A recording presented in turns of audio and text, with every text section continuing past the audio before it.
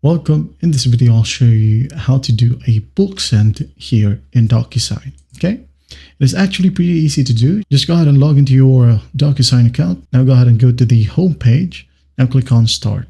Okay, wait for it to load.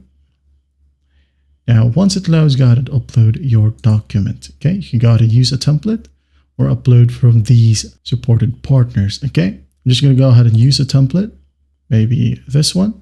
Then hit on Add Selected. Wait for it.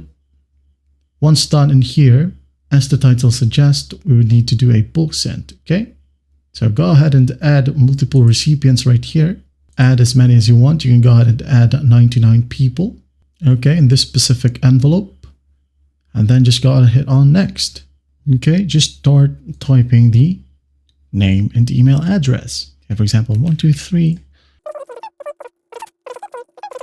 And add as many as you want. Okay, once that's done, go ahead and add in your email subject and the email message. Okay, and after that, just hit on Next to start customizing the email or the document.